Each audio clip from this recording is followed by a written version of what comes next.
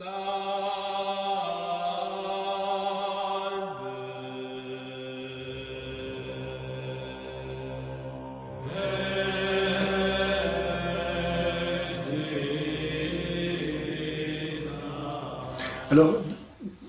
il faut remarquer que Jésus lui-même n'a pas tendu l'autre joue. Hein, dans l'évangile de Saint Jean, lorsqu'un garde le frappe en le giflant et en disant « C'est ainsi que tu réponds au grand prêtre ?» Jésus n'a pas tendu l'autre joue, il a dit « Si j'ai mal parlé, témoigne de ce que j'ai dit de mal. Mais si j'ai bien parlé, pourquoi me frappes-tu » Hein. Donc on voit que la parole de Dieu, il faut savoir la comprendre. Il ne suffit pas de la prendre littéralement, hein, mais il faut savoir aussi, en fonction des différents contextes, voir quel est son sens. C'est pour ça qu'on ne peut pas lire la parole de Dieu sans être en communion avec l'Esprit Saint et avec toute l'Église. Et dans la société, eh bien, il est du devoir des chrétiens, comme des autres membres de la société, de défendre le bien commun. C'est-à-dire cet ensemble de conditions qui permettent de mener une vie humaine digne et au final même de réaliser facilement son salut. Le devoir de se défendre existe pour chaque individu, et chaque individu a le devoir de veiller, comme je disais, au bien commun. On ne peut pas être un homme digne de ce nom et accepter de voir son pays, sa société se pervertir, tomber dans la misère matérielle, morale, sans réagir. Donc c'est à chacun, il appartient de prendre les moyens qui sont à sa disposition pour inverser le mouvement. Et ça va passer surtout par en fait, un changement des mentalités.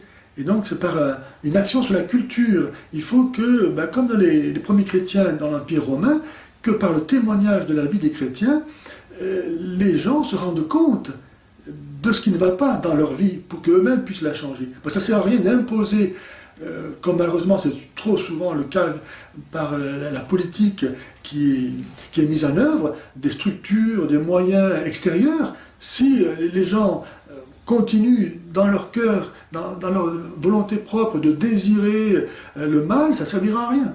Donc c'est pour ça que l'Église est si importante, c'est pour ça que l'État a pour mission naturelle de défendre l'Église. Un chrétien, il peut être amené à user de la force, de la violence pour défendre le bien commun, hein, c'est-à-dire l'ensemble de valeurs qui permettent à une société de vivre humainement et à ses membres d'acquérir le salut éternel. Mais il va vivre cette vocation militaire ou l'exercice de la violence sans passion. C'est-à-dire qu'il ne fait pas ça par haine de qui que ce soit. Il ne fait pas ça pour se venger. Il fait ça pour défendre à la fois la vie de ses concitoyens, comme la sienne propre, mais d'abord celle de ses concitoyens, et l'ensemble, l'acquis, l'héritage culturel de civilisation. Une fois que cela est sauf, il n'y a plus de raison de mettre hors d'état de nuire qui que ce soit. Donc il n'y a pas de haine.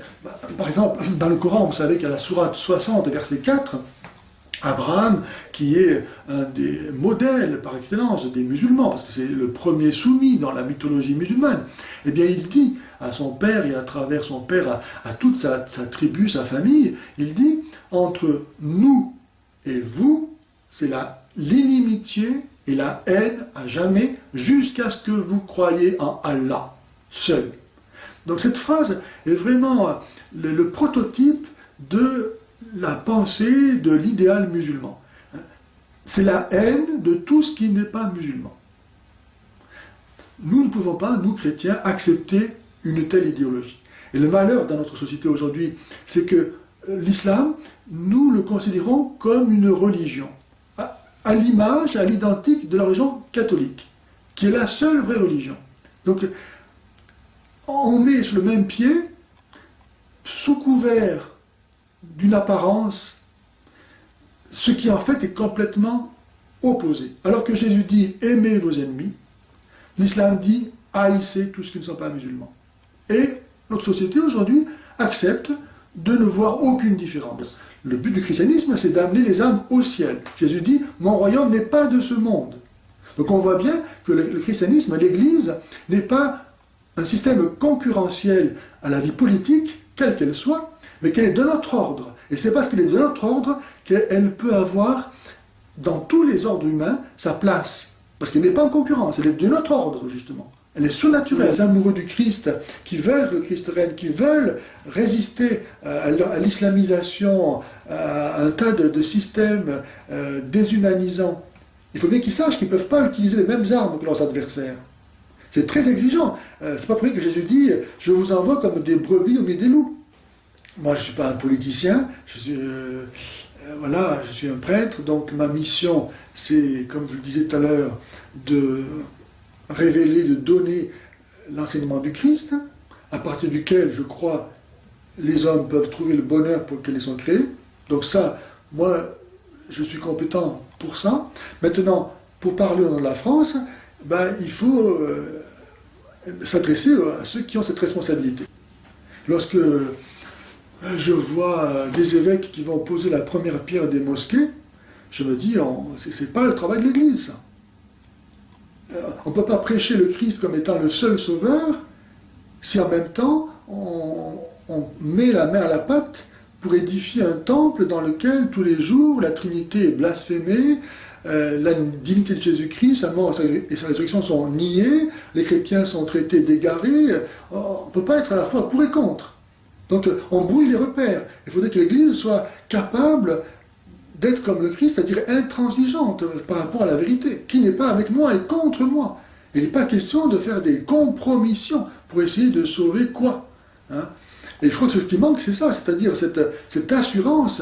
Les chrétiens aujourd'hui, malheureusement, ils sont perdus. Combien de fois, même des prêtres qui disent que l'islam est un chemin vers Dieu. Mais si l'islam est un chemin vers Dieu, alors les chrétiens, ils ont qu'à devenir musulmans. Et pourquoi les musulmans se convertiraient à ce moment-là? On peut dire que l'une des racines, malheureusement, du mal de notre société est dans la perte de la foi. La perte de la foi, parce qu'elle n'est plus non plus enseignée dans sa radicalité, dans sa vérité. Je crois que c'est... Voilà, lorsqu'on offense Dieu, lorsqu'on n'est plus capable de prêcher l'évangile avec cohérence, c'est toute la société qui perd sa raison d'être.